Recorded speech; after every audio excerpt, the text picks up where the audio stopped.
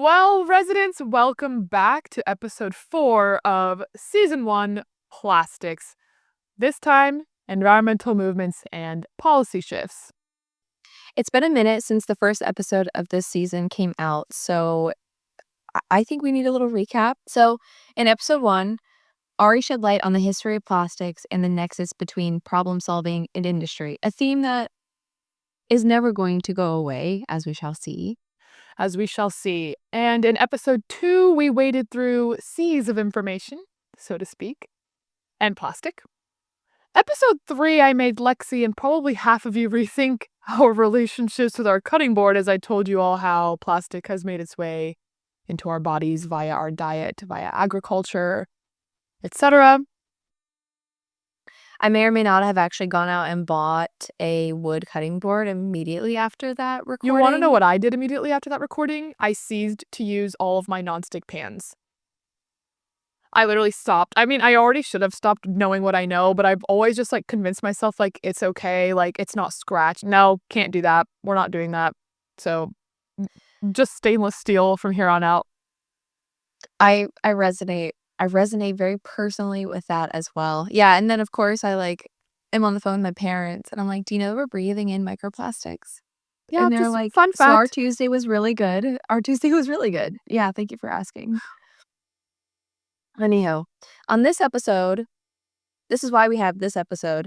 We're going to be talking about action because all of this is really overwhelming and scary for some people, Yeah. and we need to be able to move forward without feeling scared, I guess, to some And extent. well, also I think it's important for us to give people the facts, but also where you can take action and how we can, as you said, move forward knowing what we know. Because there is always a path forward and there's action to take. And we're gonna deliver that to you on this beautiful platform that we call Hotelers 360. We are.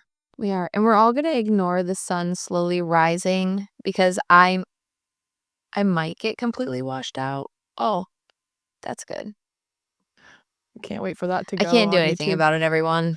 You Yep. know, So she's we're just going to roll angelic. with That's it. what that is. That's the angelic glow. It Gotta is what it call is. Da Vinci I to can't stop document this. this. I can't stop the sun rising, unfortunately. My Well, powers Ernest don't Hemingway extend said that it far. first, eh? But on today's episode, we are specifically going to be talking about how individuals, businesses, and policies are actively reshaping the future of plastic waste. And this is the light at the end of the tunnel. This is the shift from awareness to real action. The thing that personally helps me feel motivated and get myself out of bed in the morning because what are we if we are not doers? And today's stories are not one offs. For the record, we're only going to be covering about 5 specific stories and touching on the ideas of a few others. But that was not for lack of want. That was just for lack of time because we could sit here probably for the next several days and cover, I don't know, 10 examples of actually At more than that. least. We can cover at least 91 country examples and I'm sure hundreds, if not millions, more examples of individual action.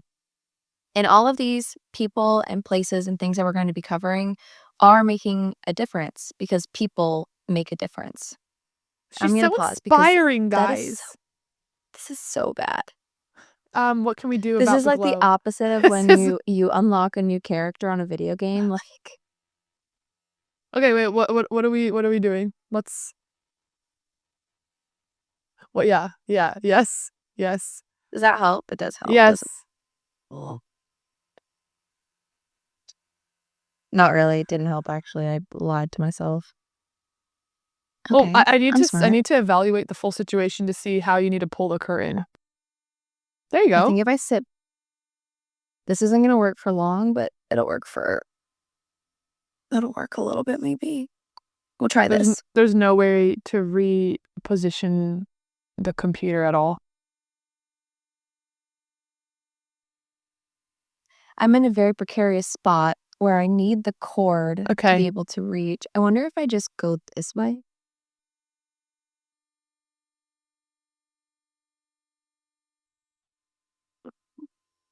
That might be the Yeah. best option. Yeah. That might be better. There, look Okay, at you. we'll try this. Yeah, so we're gonna get back into it. I did move because I was sick of being blinded by the light. And now we're gonna just get right into the activism of it all. So let's start with grassroots and anti-plastic campaigns. Let's If do you it. happen to be a longtime listener or even just a friend of ours, or if you've just gotten stuck in a conversation with Ari and I at a bar, then you have heard us talk about the power of local action because we are insufferable. That But local that acts, we are. That we are. we can't help it. We could help it. We won't, though. No. Anywho, local acts are invaluable for many reasons. The first is that these initiatives are typically well placed, meaning they understand the specific needs of a community and what ways may be best to effectively tackle the issue at hand. And work on this level is typically very personal to the founder of the organization. This is a little bit of a side tangent, and I can't remember what episode it was, but once upon a time, we were talking about the difference between national scientific enactments versus local scientific enactments, and how a local scientist is typically the best placed person to make any kind of policy recommendation because they live, eat, sleep, and breathe Right. your neighborhood, your home, so you do know it better typically than even the best well-placed national statewide person. So this is kind of just building upon that same idea, right? Like you'd want to go to you wouldn't go to an endocrinologist for a toothache. So I would anywho, hope not. You would be a very confused I person if so. Yep. There might be bigger things at issue if that is the case. But this also means that there's a higher probability that these initiatives and the people that are implementing them will be held accountable because they are less likely to just cut and run if things get hard or Right. if they don't want to actually finish the job. And one person can change their neighborhood, their school, their place of work, their beach, and in one of our stories, even their country. All of these stories we are going to highlight start the same. Someone saw a problem affecting their community and they decided to do something about it. Yeah. And our first story, it really began on the shores of India with Afro Shah's beach cleanup. In October of 2015, Shah, who is a lawyer, and his 84-year the most Serving humble something. profession. She just served something, people. She just. Him and his 84-year-old neighbor, Harbanch Mathur. I'll try one more. Harbanch Mathur. Ugh, I'm so sorry. I did look up everyone's names before recording. It's still not a guarantee, though. Anywho, these two found themselves frustrated by the mounds of trash washing up onto Versova Beach, and the pair decided to clean up the beach one piece at a time. The two of them literally just went out, started going on the weekends, and they would just start picking things up, one by one. But determined to really turn the tides, Shah started going door to door, asking people in the community to join him each weekend. And they did. So as time went on, Shah now has teams of volunteers going to the beach to clean up the waste every weekend. And this has resulted in more than 4,000 tons of trash being removed from that beach. That is He literally inspired a movement. incredible. Right? Note, like, environmental shtick aside, it is crazy to think that you could start something that impactful, but so many of these stories start just like that. Someone seeing a problem and they're like, well, what can I do about it? And then that purpose garnering more and more attention and people want to be involved. I just love examples like this because oftentimes, even our peers and our friends will ask us, well, how does this really matter? Like, we can't really do anything about it. And I just love examples like this because it started with a couple friends and it cascaded to something actually really impactful for a Yeah. community. And it started at like you said, noticing a problem and just having the balls, so to speak, to do something about it. Or not even Yeah. just balls. It wasn't exactly like courage. It was just like, no, like it's just action. It's just like I see Yeah. something and I want to do my part. Yes.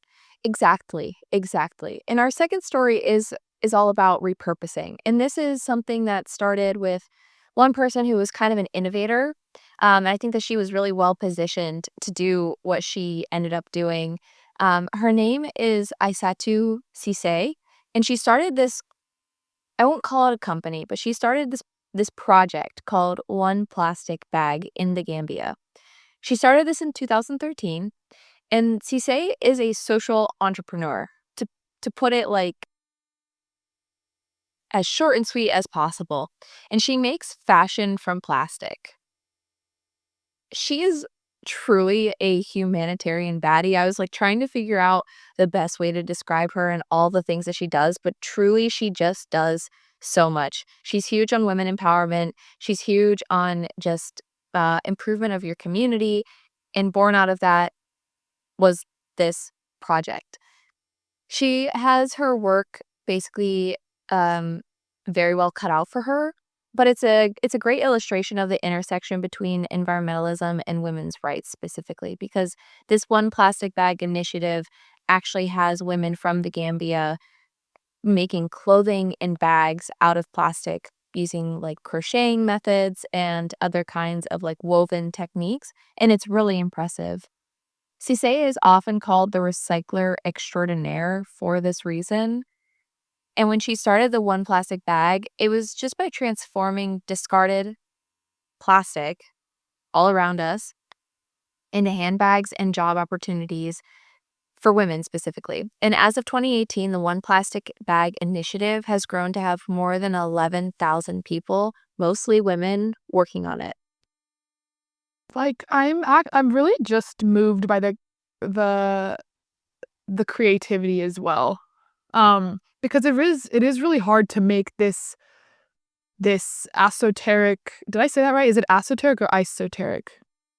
I think it might be esoteric, but Esoteric, what do so I not know? none of the above. This esoteric subject of plastic waste into something sexy. Like, fashion is a sexy, like a hot topic, right? Like, it's something Mhm. that it kinda draws you in just from its nature. Like, fashion already is kind of supposed to be like an expression of yourself, of your personality, of your Yeah. economic status, and it's so I find it really, really impactful when you're able to, like, take a boring and maybe even kinda gross thing like plastic waste and turn it Yeah. into something that's desirable. Desirable is an understatement. I actually was going to link where you can go and look to purchase one of these bags, not to encourage consumerism, but just to see. They're sold out. Could not find one. Like, Amazing. very hotly demanded, and I don't think it's because they're mass producing them. I think it might actually be the opposite. They, like anyways, it's very impressive, like you were saying, just how you can make something into a whole second life. Like, a plastic bag isn't something I would consider wearing or carrying, but when it's repurposed in this way, I could use that for years, if not decades, because like we've talked about before, it doesn't really go anywhere. It's a very sturdy, durable material. Plastic does not go away. It's like that is, like, our catchphrase for this season. It truly is, and it's not going as Ari will talk about on her episode, it's really not going anywhere. It's here, so how do we deal with it? Anywho, our last local focus is on Malati and Isabel Wyson. Ari, do you remember any goals you had when you were 12? When I was 12, I was 110% convinced that I was destined to be a pop star. I wish I was fronting with you, like, I'm literally not. I was like, "It's crazy because I'm I'm drop dead." Sorry, I'm giggling because that 12, Lexi's seen my 12-year-old pics. No, The you were so confidence is astonishing. cute. So, You were a the 12-year-old. You're well, cute. and I really thought I had it all. I was like, I can sing, I can dance, I can act. Like, my stage presence is so powerful that, like, there's no other job for me besides to be like the next Selena Gomez. Straight up thought that that was what it was. And you know what? I don't even think that dream is really dead. No, I don't think so either. As someone who gets to experience your stage presence at least once a week, I don't think it's that far-fetched of a goal.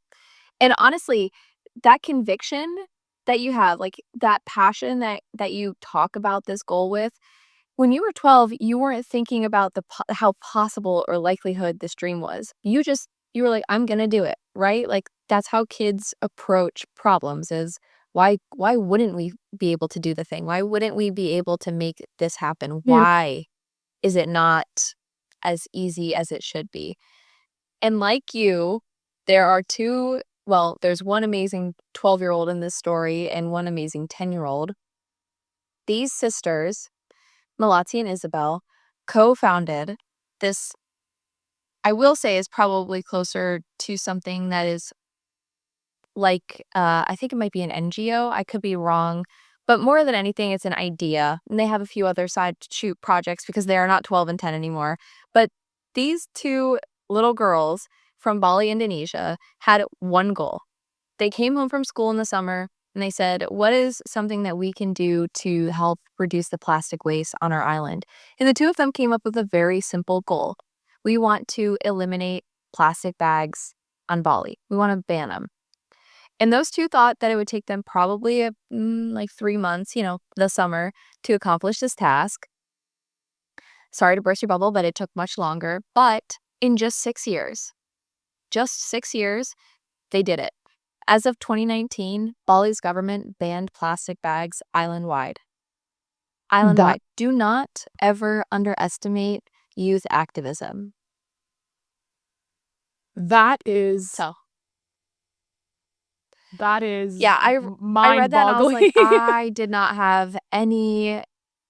I'm sure I had aspirations at 12. I'm glad that you can remember some, but mine were definitely not this notable. Well, yeah, want to know what's humbling me is that they took their 12-year-old aspirations to actually do something incredibly useful for their community. That's impressive, to say the least. I can't say becoming a pop star is anything but a selfish act at that time. No, I wasn't trying to spread joy for everybody. It was more just to prove to myself gonna do the how world a awesome I service, was. that's for sure.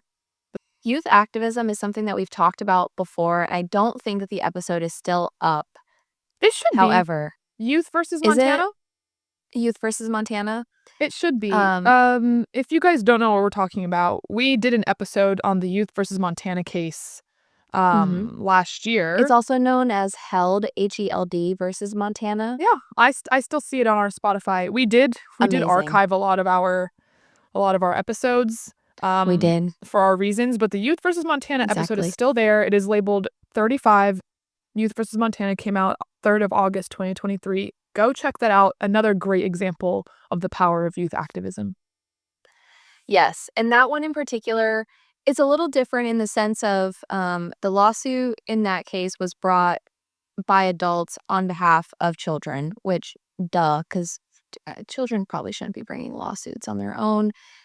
But in this case, it was purely just these two children deciding that they wanted to do something about it. And I think a lot of success, and not just in this instance, but just for children specifically, when a kid sets their mind to something, they don't usually know or they don't suspect the obstacles that could be in their path. And if they do encounter them, I think that they have a little bit more resiliency because they haven't been beaten down by society. So they just keep moving. And I could be completely wrong about that, but that's my own 2 cents about kids and how they go about problem solving. So if someone young in your life has an idea that could change the world, don't do anything except for encourage them. I find children to be so inspiring. Like, the imagination of a child, and like you said, the problem solving like approach is so pure. I honestly, in my day-to-day life, one of my biggest values is just to try and reconnect with that, like, inner child, because Mm, actually it helps you realize, like, things aren't that serious. Well, like, things are serious, but, like, it's good to approach them with that kind of mentality of, like, what's the worst? Like, let's just try, let's just see what happens. If a problem comes up, I'll solve it, like, you know, connect with yes. the connect with the inner child, like, bring some playfulness back into back into the everyday mundane. Hell yeah. Hell yeah, brother. Hell yeah, Hell brother. yeah, brother. Mhm. And these initiatives, each of them looks like cleaning up, repurposing, reducing production and consumption.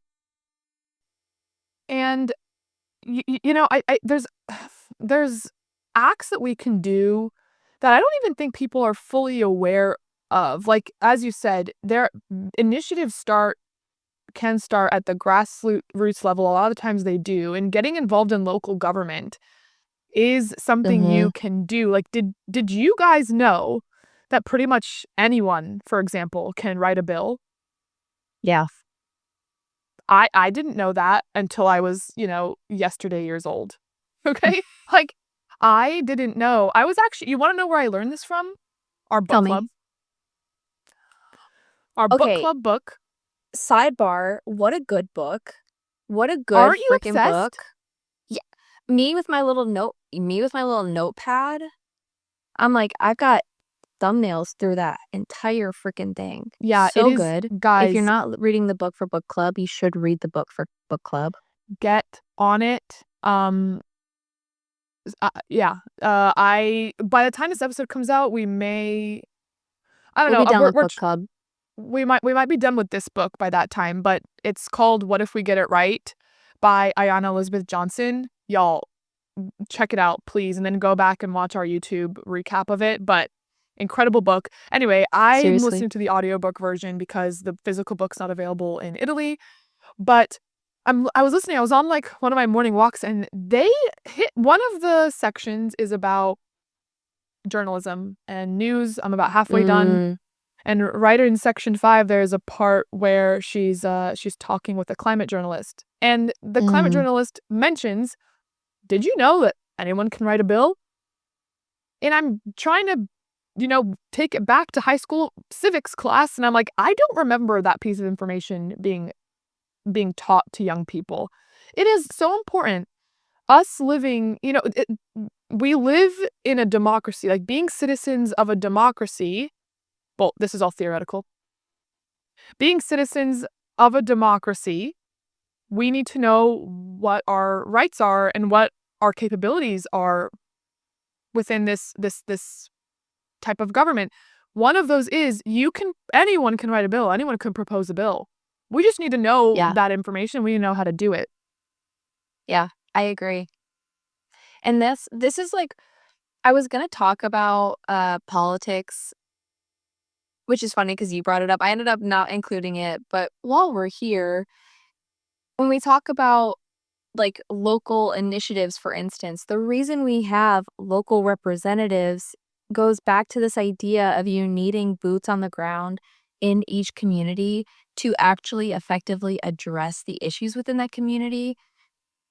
And as Arya is saying, writing a bill means that you are tuned into the needs of your community and advocating for solutions.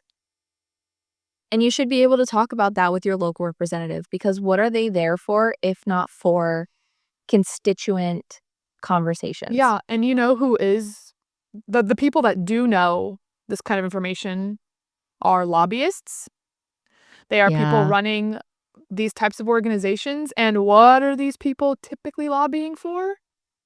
Is it for the community interest? Not always. Actually, more often than not, the lobbyists are not working for those grassroots campaigns, guys. So it's like, typically no. Unless they so are working for the grassroots campaign, which is few and far between. yes. So it's important for us to know this type of information and just to be aware that because I just think most people aren't, and there is a lot we can do as individuals, um, collaborating with local government.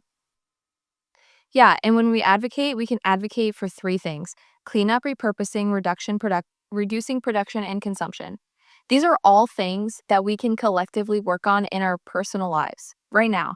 And I know that change isn't always easy, but small adjustments are. No one can say, like, oh, it was really hard for me to wake up 5 minutes earlier today. Maybe I could say that because I'm on 4.5 hours of sleep, and waking up at 6:45 in the morning was difficult. But to help me figure out how and what ways are going to be best for me to reduce my own plastic consumption, I'm not going to sit here and reinvent the wheel. There's no reason to do that, and you shouldn't either. So I've signed up for these free newsletters that come from Plastic Free July.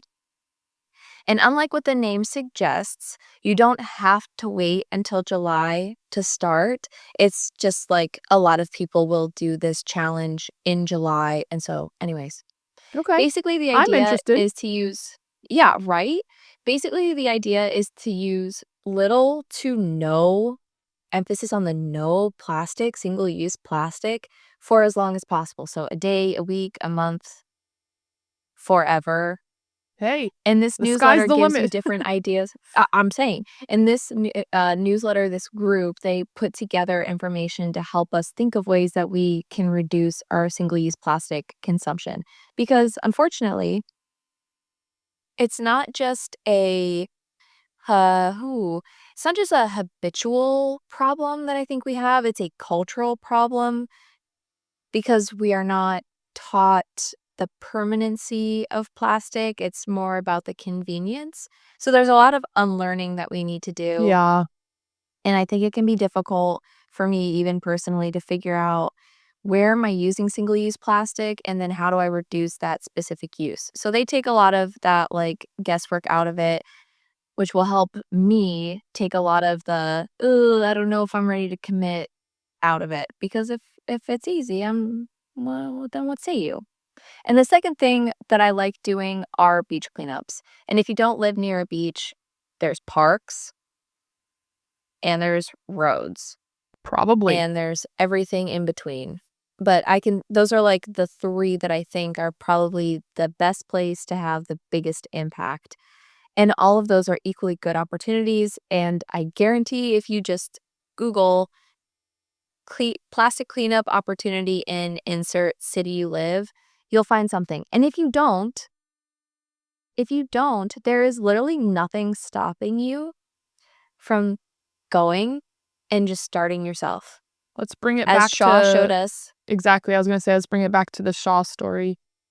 it's that simple. You don't have to wait for an opportunity. And most of all, your efforts don't need to be grandiose. Don't think, how am I going to solve the plastic problem? None of us individually are going to solve the plastic problem. It will take all of us collectively working through these problems. So your ideas, your goals, they need to be things that you can be consistent with. That's all. Just start with consistency. I feel so inspired, Lexi. Thank you. You can go pick a piece of trash on your way out. You know what? I just might. Just might do that. The amazing thing about collective activism is that it can also lead to policy shifts. Ari kind of highlighted how one person can go and advocate, but it really helps when you have many voices advocating for the same change.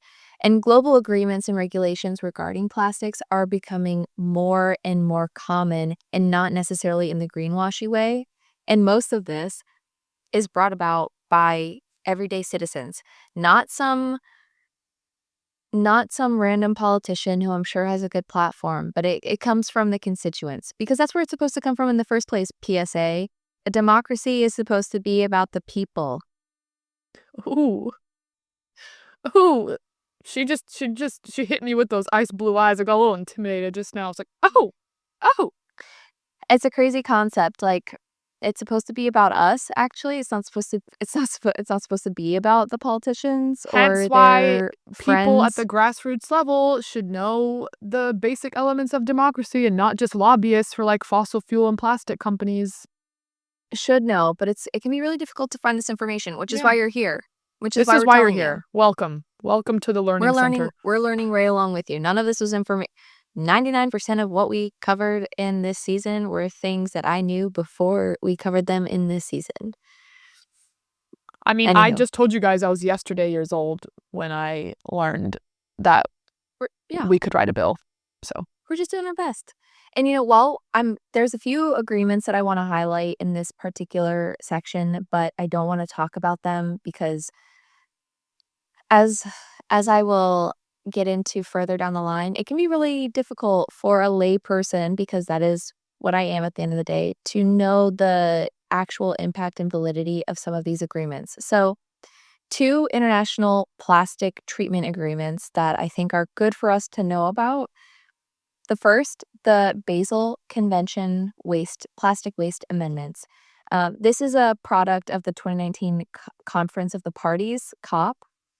Ari and I have interesting feelings about the Conference of the Parties. I think a lot of people who are familiar with COP have mixed feelings about it. The good parts are that it brings together a lot of people to talk about some really important things. The hangups that we have relate to the legitimacy and genuineness of those agreements that come about. And I'm going to leave it at that. Can I ask a question quick? Yeah. Is this basil as in like art basil? No idea. Because it's Basil, spelled the same.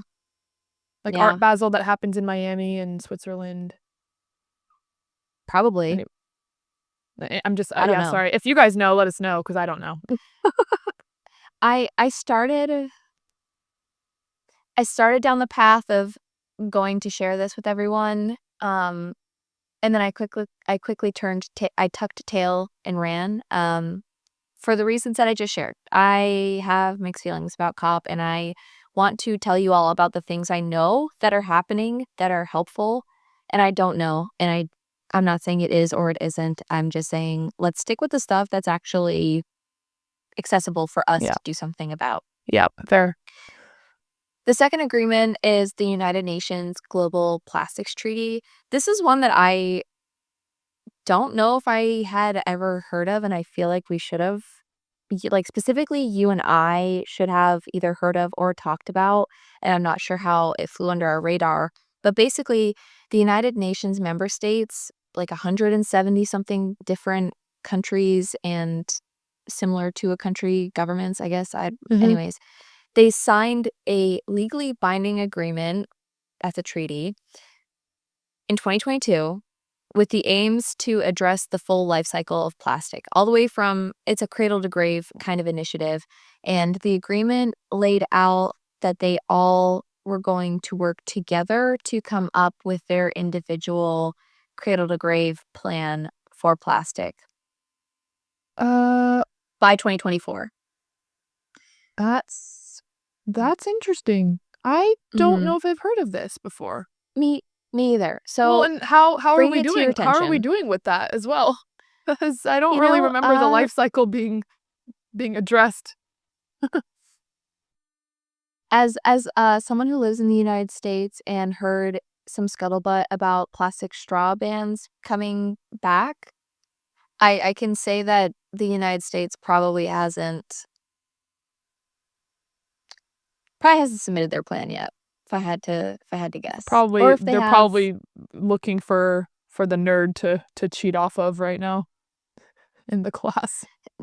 I don't even think they want to pass, but that's a whole. That's not coming from a citizen standpoint. That's just coming from people making a lot of noise and wanting to ruffle feathers. But it goes against the treaty, so what have you. But fear not, onto the spotlights. The first up is Chile's single-use plastic ban. So this legislation created the ban in, I think, 2018, and the whole aim was preventing indiscriminate and unnecessary use of plastic, which, as a sidebar, that's what most plastic bans, if not all plastic bans, should be aiming for. Unnecessary and indiscriminate use. Not all use, just the things that we don't really need it for. Well, and let's be honest, most of the plastic we consume, not physically, like as I said in the last episode, but consume as in purchase or receive, is plastic Yeah. we didn't ask for. It's plastic that Mm. is used as packaging or is wrapped in some, like you may order something and then you receive it in a bunch of plastic that you did not ask for. Okay, again, another stat that comes from our book from book club. But this is what we mean by indiscriminate and unnecessary. Exactly. And not only is this one of Latin America's most ambitious anti-plastic policies, but it's actually the first of its kind in Latin America. In the first year of its implementation, it led to a 65% reduction in the use of plastic bags specifically, That which is is huge. wild. And there's currently almost 100 countries that ban single-use plastic bags. 100 countries. There are 100 different reasons that we can say that change is happening. And Chile really is one of the pioneers, I will say, at least for Latin America and their initiatives. They might not be the first country to have initiated a plastic bag ban, but like I said, for Latin America, they are, Yeah. and it seems that they're doing a good job, especially when it comes to encouraging innovation, which, I don't know, sparks business and is good for this thing called the economy that everybody seems to be concerned about. Mm-hmm. And of particular note is a company called Solubag, which I had never heard of, and I don't know all the things about it, but just to introduce it as a possible alternative, it's one of the initiatives facing the problem that Chile is trying to solve. And they're doing it with the creation of bags that degrade within around 5 seconds instead of hundreds of millions of years. And today, that company sells its bags internationally. And the concept is that you can literally put their bags into water and they dissolve. And they're not made of plastic. There's no plastic, Wow. according to their information, there's no plastic I thought in that's their interesting. product. I could see issues with that, just not that we need to go on a full tangent. Just like, if you're putting any kind of like leaky substance in there and it just starts creating holes and stuff, like the Sure, cold products you start buying start condensing sure. and it creates water. But it's an interesting initiative and it should be highlighted. It's There might be obviously yeah.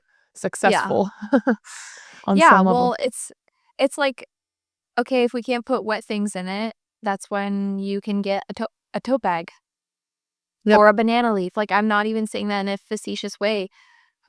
We have to start considering the fact that there was a time before plastic. There and not in the when it was invented in the 1900s, it's not like it was proliferated immediately Yeah. everywhere.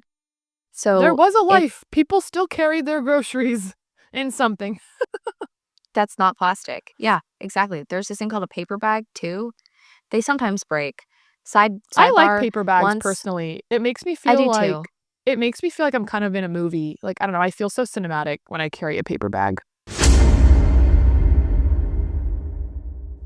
I agree. They compost very nicely as well, and one time I was walking home from the grocery store and someone's bag had ripped on the side of the sidewalk and their olive oil had smashed open, oil everywhere, and I gave them my tote bag and carried on with the rest of my day.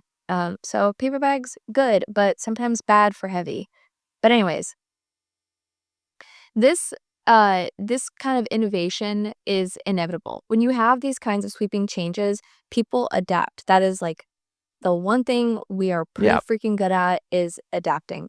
Yep. And a new plastic-like substance with very similar versatile characteristics, I'm not sure if it's ringing any bells for you, but that's how we got plastic in the first place, because we were using another natural material, almost extincting a few animals to get it, and deciding, well, what is plastic-like with similar versatile characteristics?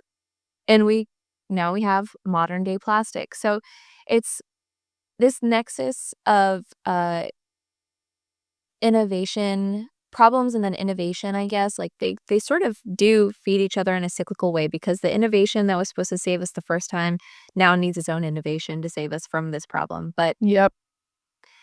if I know that this is a positive, progress oriented episode, but I think it is really important, and it would be naive of us to sit here and say that banning plastic bags is a very easy and straightforward solution. Like, we've given you examples.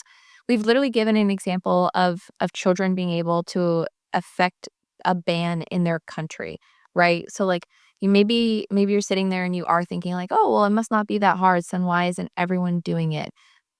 It has to be the right approach. It can't just be a sweeping change. Like, it takes time. There's a reason why it took those 2 girls 6 years to get from their idea to the actual implementation. It's not because people didn't want to do it, it's because it's difficult. You Right. have to assess what that specific neighborhood, state, country's needs are to be able to actually ban something and not have people left high and dry, because there are consequences when you are taking away these things that people depend upon.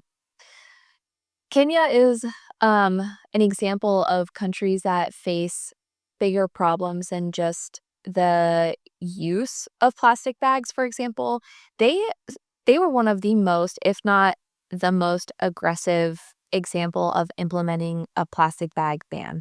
Huge fines, big consequences. Think like 8 months of jail if you get caught using plastic bags. Holy That hell. also might be like, the jail part's not hyperbolic. Why you go to jail, I'm not entirely sure. But yeah, like, they took it very seriously because it is a serious problem. I think depending on where you live, you might not have actually ever been faced with rampant amounts of plastic pollution.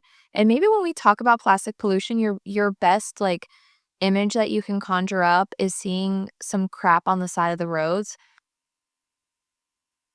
That's nothing compared to what some places experience in terms of plastic waste. Think about having a landfill be your home. Like, there are Mm. people who live in landfills in some places. Like, No, it's I'm uh, really glad you brought this up because we tend to live in a little bit of a isolated bubble, privileged bubble. being Yeah. so privileged to actually have waste management systems. Not that they're fully Yes. functional in the US and Right. in Italy, Sure. but you go to some of your neighbor countries.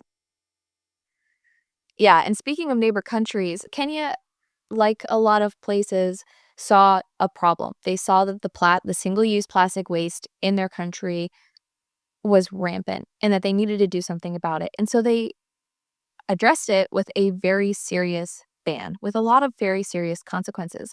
However, we are a globalized world, and no man is an island, okay?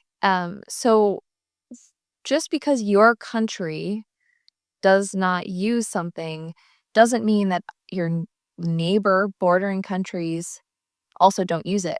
And so there has been an issue where people are actually smuggling plastic bags into the country because they don't produce plastic bags anymore, but people somehow still end up with them. So Wow, how do you this is connect the bringing me dots? back to, like, Soviet Union rationing principles and how it boomed, like, with the black market, and I can't believe it's It's happening with plastic now. and without doing the deepest of dives into why this is happening and how is it being prevented? Why wasn't it prevented? Why didn't we like address this when we banned the plastic in the first place?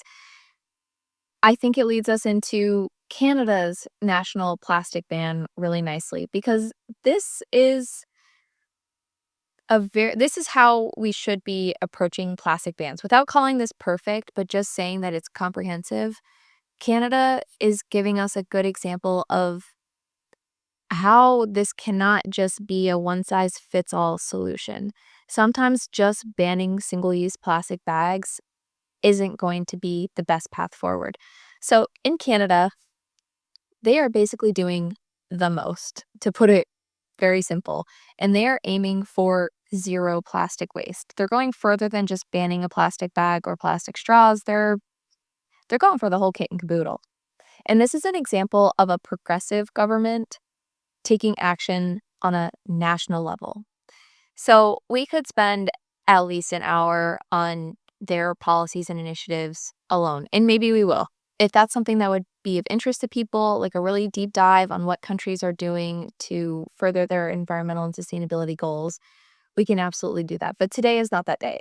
So basically, the things that I want to point out as uh, what I think being probably most important, and not from a person who knows anything about anything, but just from we can't continuously just try to slap a Band-Aid on something and hope that it gets better. We need to be consistently addressing the wound, or maybe I should just say dressing the wound. Well, more so understanding the cause of the wound rather than Yeah. trying to just treat the wound. Like where's it coming from? Why is the wound happening? Yeah, like if you get a blister on the back of your heel, where did it come from? Your shoes? Okay, maybe we don't wear those shoes anymore, or maybe we wear them Exactly. You with know, it's like socks. you could put the Band-Aid on, but the next time you wear the shoes again, you're gonna get the same injury. So it's like approaching it from a holistic POV. Yes, Holistic healing exactly. POV. Exactly. And Canada's approach is comprehensive, to say the least. From science assessments to community input to phased implementation, they are really giving this initiative the consideration that it needs. Because again, it's not going to be, okay, it's March 3rd of 2025. What works right now? No, it's going to be, it's March 3rd of 2025. What works right now? And in 6 months, let's do this exact same process and look at where we are and what we can do again. Well, So, can I ask you quickly, just can you summarize, um, in a few words, how this initiative from Canada fundamentally differs from the ban that Kenya tried to implement that has backfired? Because ooh. what maybe it'll be helpful for listeners to understand what's the difference between just like cold banning something and maybe this approach that Canada is taking. I don't know that I can really give the specific differences between the two without spending a lot more time Okay. looking into them. But what I can say, removing Canada and Kenya from the equation and just looking at your question of a cold ban versus maybe we'll call like a warm ban, Lukewarm? lukewarm maybe. If you are just trying to maybe actually, if you're just trying to cut something out cold turkey, just I'm going to stop eating bonbons every night before I go to bed. I'm going to stop smoking. Like, cutting something out cold turkey is way more difficult than trying to habit build, which is a different approach to solving sometimes the same issue. Bug, sorry. And I think that you can apply this kind of reasoning to these plastic bans. If you're just cutting it out, you're not necessarily taking into consideration all the different ways that it actually fits into your lifestyle, your society. If you just say no more of something and you're not giving people the opportunity to figure out what does no more look like in my life and how am I actually using this? Like what if and what are the ramifications if that one thing goes away? Like is it a domino effect? Are there other things that I used to be dependent on that I didn't even realize were connected? So a cold ban I think misses those bridges that need to happen because I yeah. we're I people. We're really not we're not perfect.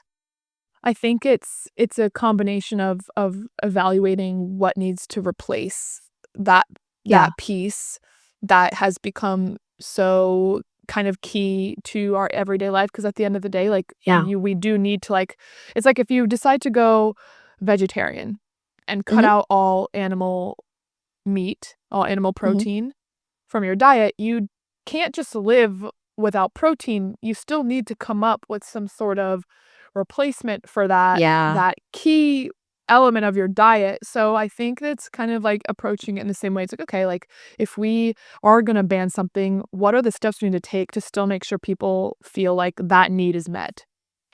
And not only that, let me take it one step further. When we think about single-use plastic bans, it does not need to include the word replacement after the fact.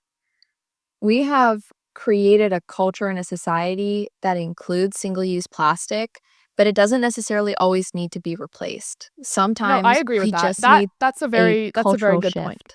Yeah, I agree with that too.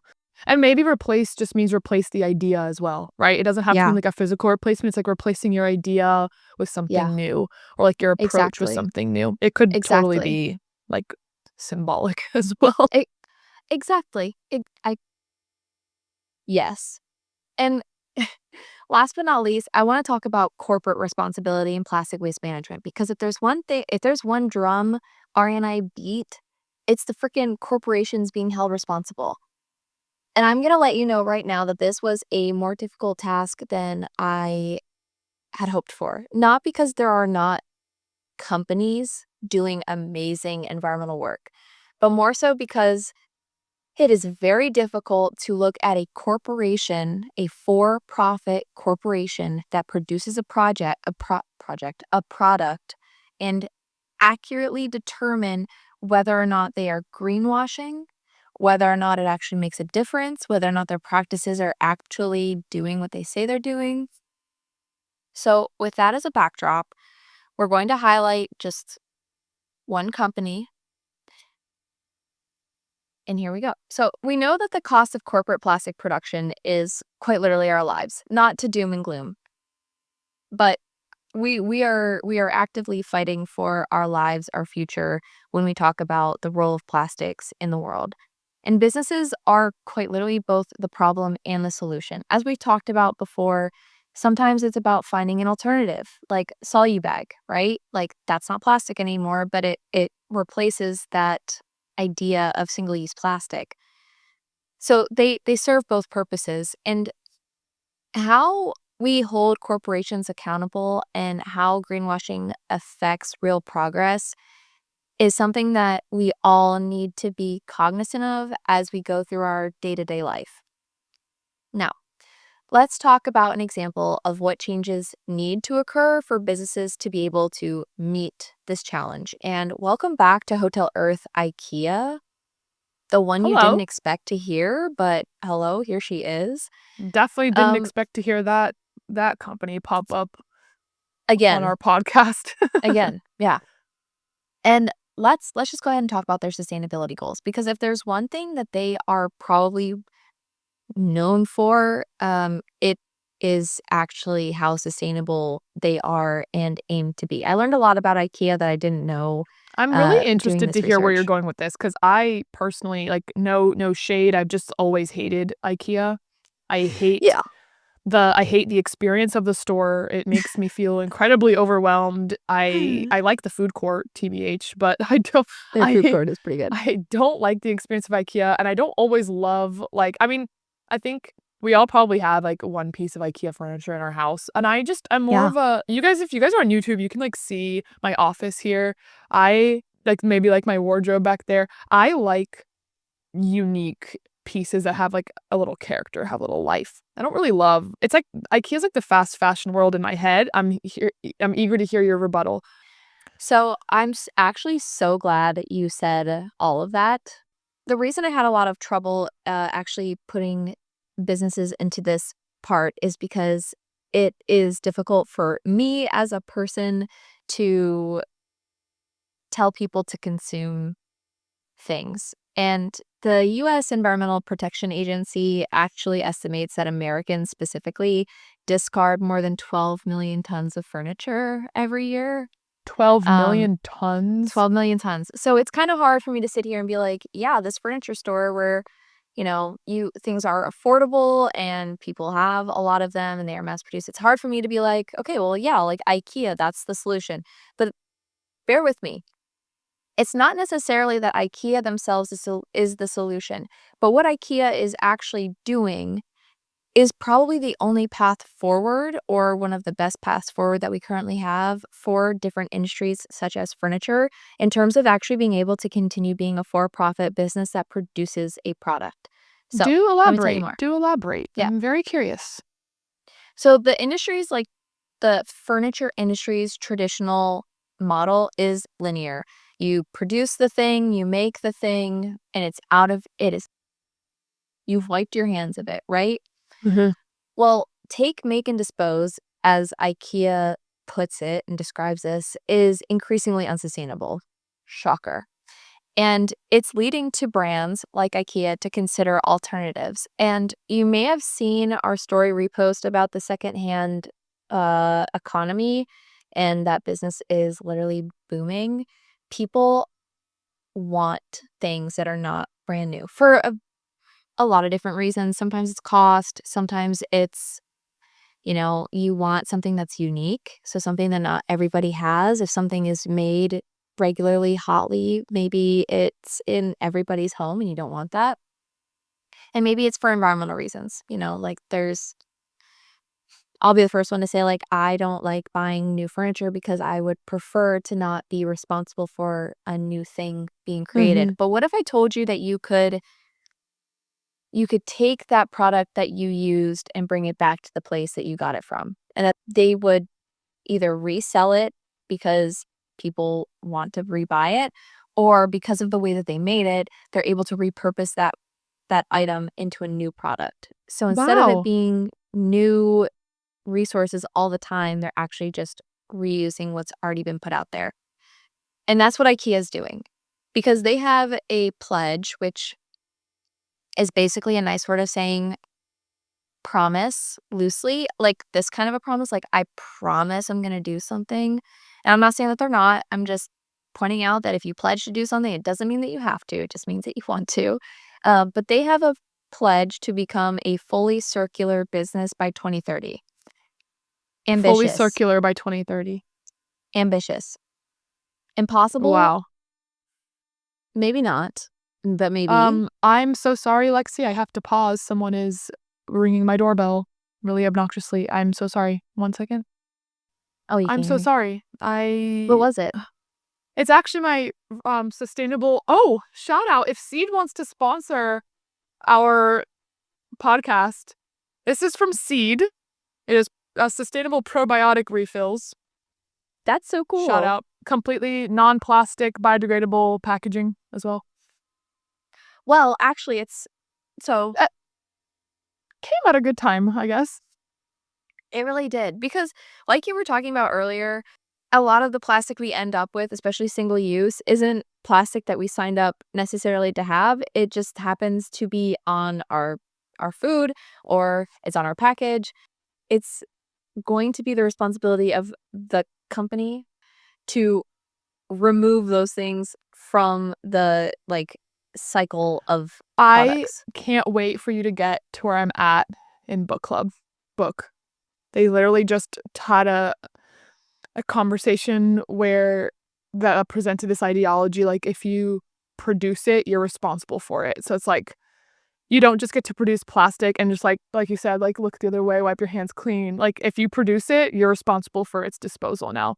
So it's like companies taking And responsibility for like, oh, yeah. so if you're responsible for all that plastic waste, for all that, you know, linear whatever that linear model product is, you're responsible also for its waste management, not the people. And that is basically what IKEA is trying to do, because they also, I'm not sure when the last time you bought IKEA furniture was. Maybe it's been a while. I I don't think I've remember the probably last bought time.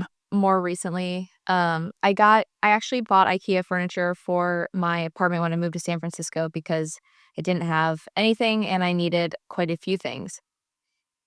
And all of their packaging is recyclable. From my memory, the only thing that isn't, with a little asterisk at the back of that, is the plastic bag that holds the, like, nuts, bolts, and Mhm. screws that you need to actually fasten everything together.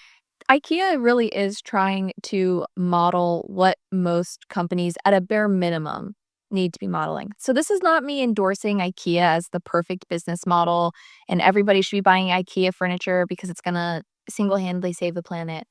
But IKEA is modeling some very basic and very doable things that corporations need to get on board with, such as buying back your product, reusing your product, creating your product in a way that it is able to be reused. Because one of the problems with plastics that I think, may have just like lightly touched on in previous episodes is the fact that You can't just take a type 1 plastic and turn it into a type 5 or a type 5 and turn it into a 3. Like, they have very specific properties that are not easily transferred from one to the other, like, willy-nilly. You can't just snip, snap, snip, snap them back and forth. If it is one thing, it stays one thing. And that's actually I had a few more examples of businesses that were taking plastic pollution and, making clothing out of it or making shoes out of it. And I had a lot of back and forth internally about whether or not to include that here. And I ultimately decided not to because I think also as a society, we need to be more intentional about the number of things that we buy. Is it good that something is made out of, uh, like, waste? Yes, it is good to reuse our waste in new ways. We shouldn't be throwing out everything as soon as we're done with it. However, should we be encouraging people to mass consume plastic-made materials? Also no, because the business model, even though your shoes or your shirt are made out of recycled plastic, if you're buying 10 of them or they don't actually last, it kind of defeats the purpose in the first place. So Right. that was a very long tangent to say we need to have businesses like IKEA who are now also managing their own forests. There are problems in creating these materials because of different like land practices, labor practices. And when you're responsible for your own forest, it can help You're emit telling some of those me things. they don't, like, outsource their wood, like, they have their own forest that they manage to produce their furniture? Some of their furniture, yeah. That is wild. Okay, so, like, they're really I can really see you can see the full circle here from, like, Right? production all the way through selling all the way to the waste management Yeah. and, like, selling it again. Like, that's Yeah. just that's what circularity looks like. That is what circularity looks like. And that is what businesses need to be doing. They need to be not only responsible for the production, which a lot of companies aren't. Like this is a total sidebar, but one of the hardest things about being able to find like a reputable company is not actually figuring out if that company that is giving you the product is good. It's figuring out whether or not they're partnering with companies that do good. Uh-huh.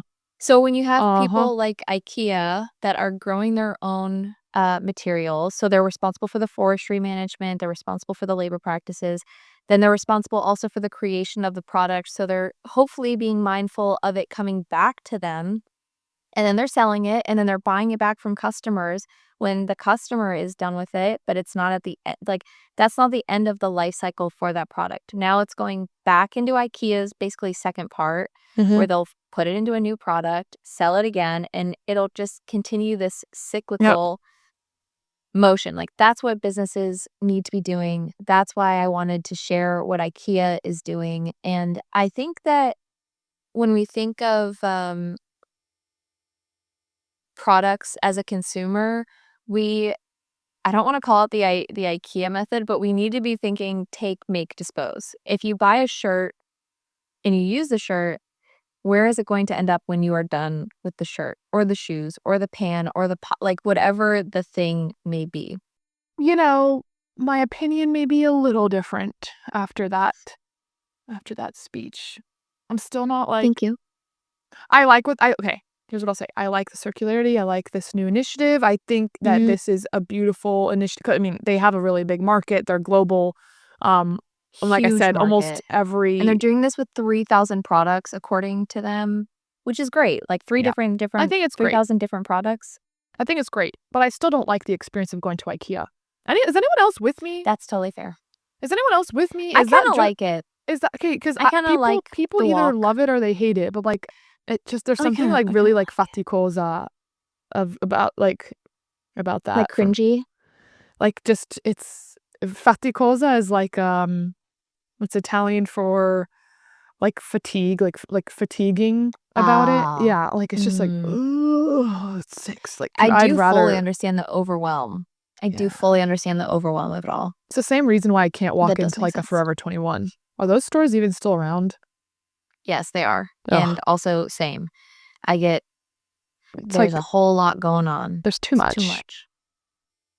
We've kind of already more or less fleshed this out to some extent, but probably more than anything, what we need is a culture shift for people and their views on consumption generally. And I know that we have talked about earlier, like it's not always about replacing. Sometimes it's about just like finding a new path forward. Sometimes it's about just completely not reinventing the wheel, but reinventing the habit. And when you have companies helping us to, if you can't, thrift a good, for example, like you can't go and get something that's already in the like stream of commerce, so to speak. We need to have people like IKEA that are bridging this gap and even just bringing to our attention the fact that corporations are not responsible once they sell it to you. Like, have fun with this thing that I made. Yeah. Good luck recycling it. Good luck finding a use for it when you've broken it or what have you. Well, they wipe the linear model is to wipe your hands after it's sold. That's linear, Yeah. right? I sold it, I made my profit, I'm done now. Like, but the reality Yeah. is if you're going to put those products into the world and onto the market and source them the way we have been with this linear model, with this kind of idea of like exploitation with no consequences, Yeah. it's not going to work long term. No. It's simply not going to work. We need to, and it's not fair, it's not just, if we want to get philosophical about it, it's not just to put that responsibility on the consumer and on like the communities who are going to have to end up learning like figuring out how to deal with that waste management. You produced the stuff. You figure out what to do with it now that it's on the planet. Yes, exactly. And that actually perfectly brings me to one of my last really big points before I let you all go on and about your days. How can corporations be held accountable, and how does greenwashing affect real progress? Because if we're not talking about those two things, it's going to be really hard to move forward as a consumer. Like, I'm not making my own furniture, I'm not making my own clothes. So, how do I make sure that what I do is as just and sustainable as I can muster as a person? When it comes to accountability, don't shop with them. I mean it. Like, if you Like, know a point blank. company is, yeah, if you know a company is behaving poorly and without naming names, just think fast fashion, don't shop with them. You don't need whatever the thing is that you're thinking of buying. It will be out of style in probably a month. Well, and there's Don't get it. stats out now. Don't quote me on this. I don't know 100%. We don't have a fact checker with us. It's just us. So, but there is something like your average fast fashion item, for example, gets maximum 5 to 7 wears before it needs to be Yeah. replaced. Think about that, guys. The last time you bought like a really cheap item that was trendy from a fast fashion like company, how long did it really last before you were like, or either A, you didn't want to wear it anymore because just something about it just wasn't tickling your fancy, or because it literally like a seam popped out, or like it, or Yeah. maybe the color washed out, or the fabric start to deteriorate in some way. Yeah. That same concept applies for anything you buy. Yeah. Exactly. And if you do need to get something, as someone who literally needed furniture, like I'm moving to a new place, I don't have a bed frame, I don't have a Yeah. desk, like we're not going to sit here and be like you need to just sit in the grass and like live off of nothingness. No, it's just if you Full know that Buddha. someone is a bad actor, yeah.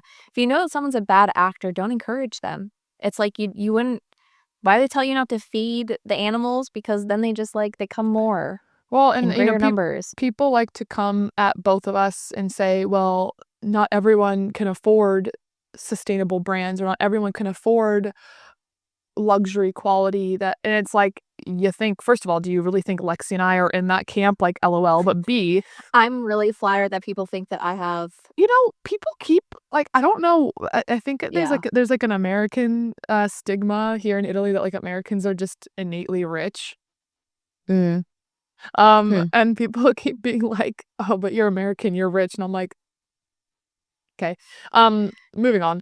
Point Mm-mm. is that people they're buying things secondhand, guys, is literally cheaper than fast fashion. Even like, It is, and also I've noticed, at least here in San Francisco, I've been noticing actually that some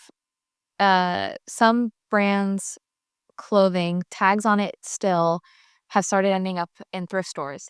So, if you miss your opportunity to buy it from the fast fashion person itself, like, yeah, they are ending up in our thrift stores. That's, like, a whole other sidebar of yikes. But anywho, like, don't shop with these brands that you know are not up to your own values. yep, And if you need to buy something, buy the thing.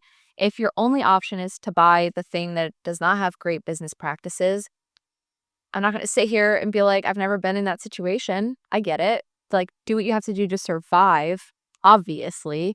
Just don't make it a habitual part of your yeah, lifestyle. That's all that we're asking for. And the second thing you can do to hold them accountable is to vote. guys, Like, regulation guys, regulation is our friend. Government regulations specifically, is not to punish the consumer. It is to make sure that the consumer is protected yes, from corporations thank because you. they do not always have our best interests in mind. And they are not all altruistic, hoping to change the world one product sale at a time. That's just simply not the case, which No, is why we have protections and regulation created by the people that we vote for to protect us, not the corporation, us. correct. Enough said. And the last thing that I wanted to really talk about is greenwashing because, like I was saying earlier, it is so hard to figure out if something is actually what it says it is these days. And that's what's feeding the cycle still, I think, is the fact that brands have gotten really, really good at marketing something as being sustainable or being friendlier to the planet when it's not. I don't really have a good solution for us other than just being aware of it. Because when you're aware that something can be greenwashed, it causes you to be a little bit more skeptical of the claims that people will make, which is why Ari was skeptical when I said IKEA has some good examples of actually like making efforts towards a circular economy. And that's perfect. Like we need skepticism. We You need need, to be yeah, skeptical in order to get better in this yeah, particular absolutely. circumstance. You need to ask questions. And it's okay if you can't find the answer all the time. But just the fact that you are questioning things will make you it'll probably be good for you as a person, but it'll also be good for the environment and the people around you. That's what makes you a conscious consumer, is asking those questions. Exactly. That's all. And they don't have to be complicated questions. You don't have to ask them if they're participating in a circular economy. What is it made of? What can I do with it when it's done? Am I going to wear it more than 5 times? Yeah, those are All good the right questions. questions. Yeah. Yeah. And the cost of being a mm, sleepy consumer or someone who just like isn't participating or feels too fatigued to want to participate, the cost of all of that inaction is our current reality.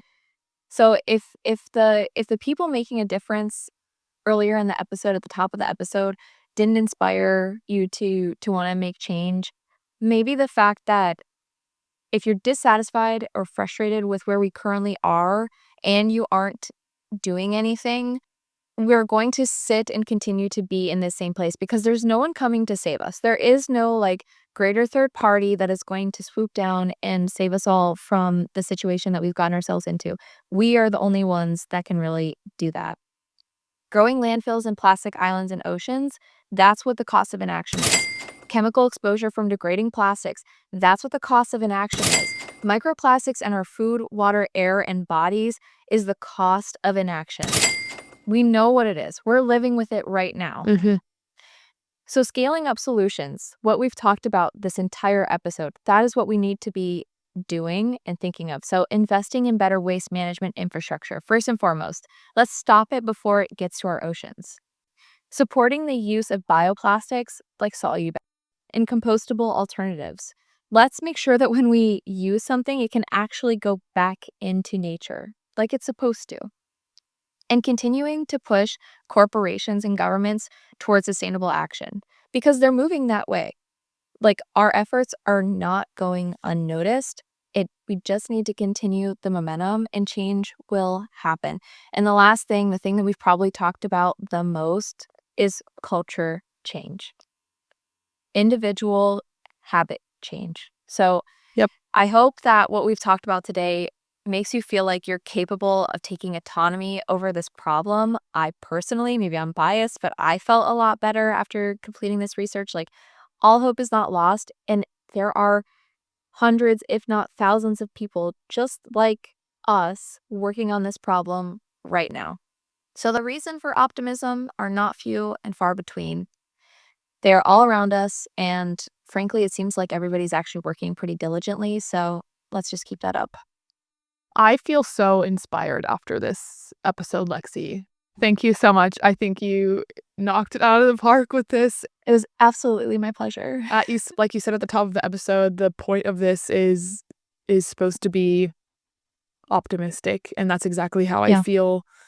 I also just want to remind everyone that without people pushing for sustainable change, companies like IKEA probably would have never started to adopt a circular model. So change is happening. She's right. And I feel just so incredibly inspired. So thank you so much for your work on this episode and for teaching me something and all of our listeners something today.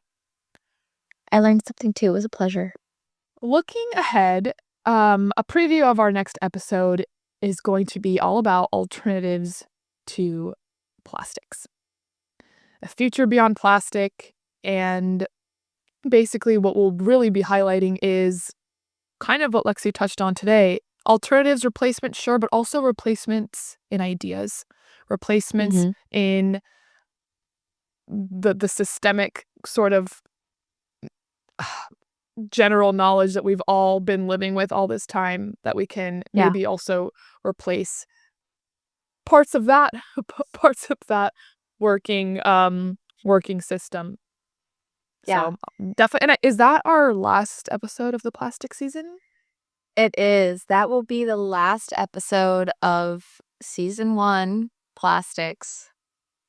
Wow, I cannot believe we are almost at the end of this plastics journey. It really has been a big learning moment for me this season. For me too. And not to be super corny, but I'm glad that we took this journey, the two of us, because I think that plastic is something that is really frustrating and overwhelming. And frankly, I feel way better now than I did when we started this journey however many months ago. So me too. I really hope that the listeners feel the same way. I hope that this makes you feel called to act. I hope it makes you realize that you're not alone. You're not the only one that's frustrated, and there are very doable changes that you can make right now. If you want to continue following along, I highly recommend subscribing to our podcast on whatever platform you're listening. Please also be sure to rate the podcast, leave a review, and share it with a friend. It is incredibly crucial for these kinds of conversations to be taking place in more than just isolated rooms. The whole point of our podcast, as you know, as a listener, is to encourage environmentalism in a guilt-free, positive, hopefully accessible way. So the more that you can advocate for our podcast, the more that people can hear the same message that you are. And we also love to hear from you. So please feel free to email us. You can send us voice messages. The easiest way to get in touch with us is to go to our website, hotelearth360.com. and you will be able to find all of our social media handles. You'll be able to find our Mhm. YouTube, our email. We have our book club.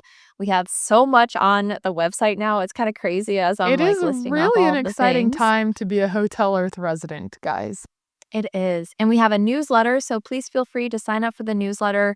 When you sign up, be sure to check your inbox for spam because I think sometimes it'll go there. It's our first time reaching out to you if that's the case. But to give a brief recitation of our handles, we are at Hotel Earth 360 on Instagram. We are at Hotel Earth 360 on YouTube. Yeah, Hotel Earth 360. I don't know if you need the At @ sign, but Yeah, yes. we're not really on any other social media. So if you find a Hotel Earth purporting to be us on Twitter or TikTok or any other place that is using our likeness and image, it's not us. That's not us. Yep. That's not us. As Thank you always, so much for listening. it's been a pleasure, and we will This was see you fun. guys next time. Bye. Bye.